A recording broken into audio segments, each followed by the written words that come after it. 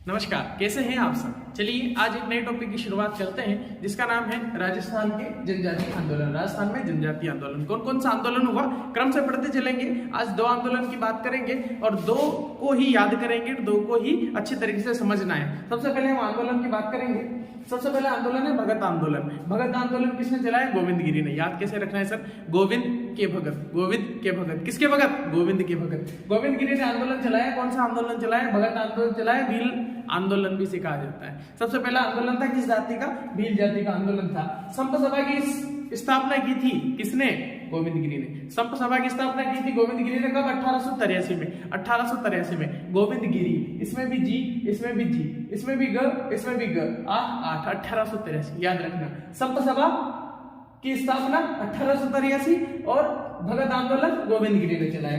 प्रथम अधिवेशन, इस संप सभा का जो प्रथम अधिवेशन था वह कब हुआ था? 1903 ईस्वी में हुआ था। 1903 में क्या हुआ था कि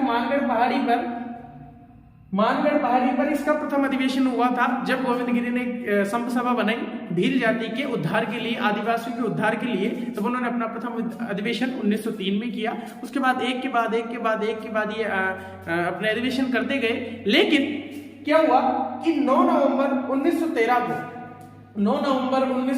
को मानगढ़ को घेर करके अंग्रेजों ने गोलियां चलाई। मानगढ़ को घेर करके अंग्रेजों ने गोलियां चलाई, जिसमें 1500 भील मारे गए, जिसमें 1500 भील शहीद हो गए, मारे गए। गोविंद गिरी जी का जो आंदोलन था कौन सा था? भगत आंदोलन। 4 चीजें याद रखना, इनके बाहर प्रश्न नहीं जाएगा, आशा ऐसी ही। अगले आंदोलन की हम चर्चा करेंगे एक ही भूमट आंदोलन। एक ही मोती काफी है, एक ही उल्लू काफी है बर्बाद गुलिस्ता करने को। एक ही उल्लू काफी था बर्बाद गुलिस्ता करने को, हर शाख पे उल्लू बैठा है, अंजाम गुलिस्ता क्या होगा। एक मोती अर्थात एक ही भूमट जो आंदोलन है वो किसने चलाया था? मोतीलाल तेजावत ने। एक ही भूमट आंदोलन किसने चलाया था? मोतीलाल तेजावत ने। किस कारण चलाया था? अत्यधिक करों और बेगारों के प्रति। कर क्या होता है? टैक्स। हर चीज के ऊपर टैक्स लगाते थे अंग्रेज, जो ब्रिटिश सरकार थी हर चीज के ऊपर टैक्स लगाती थी। ये लिया टैक्स लो, ये लिया, शादी करी टैक्स लो, शादी नहीं करी टैक्स लो। हर चीज पे, बेगार पे काम करवाते थे, खाना दे देते थे, उसके बाद में पैसा वगैरह कुछ नहीं देते थे। खाना मिल गया, खाना भी दिया तो दिया, नहीं तो नहीं दिया, आओ काम करो चलो। ये जितने भी बड़ी बड़ी बिल्डिंगें बन रही हैं, जो प्राचीन काल में कहते हैं कि राजाओं ने इतने महल बनवाए, ये किया, ये बेगार करवाया उन्होंने। मजदूरों को पकड़ते थे, काम करवाते थे, पकड़ते थे, काम करवाते थे। तो बेगार पे उन्होंने ये महल बनवाया, ताजमहल बनवाया। क्या छोटी मोटी चीजें बनवाना, कितने लाखों पैसे उसमें लगे होंगे और कितने मजदूरों को कुछ नहीं दिया गया है। जी हाँ, मजदूरों को कुछ नहीं मिला है वो बिल्डिंग बनने से, खाली वो आते थे, खाना मिलता था, काम करते थे। चलिए अगली बात करते हैं। 1921 में मातृभूमिया में चलाया गया कौन सा आंदोलन? एक ही भूमट आंदोलन। किसने चलाया?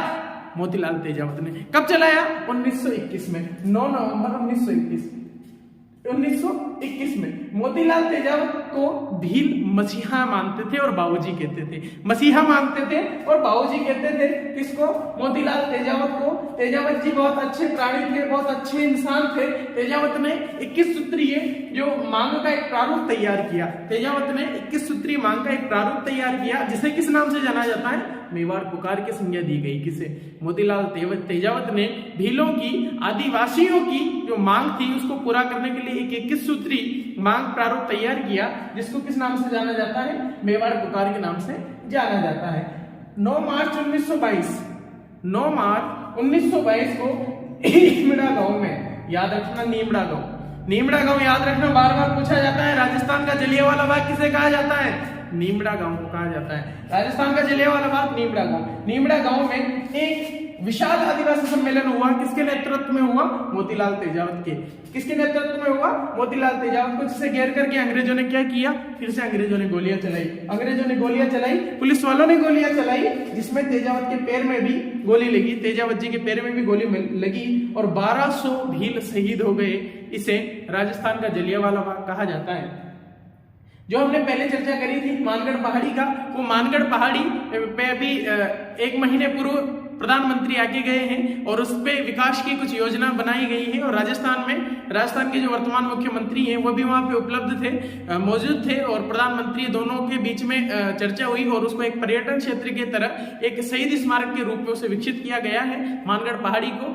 आज के लिए इतना ही, कल 2 और आंदोलन पढ़ेंगे। धन्यवाद।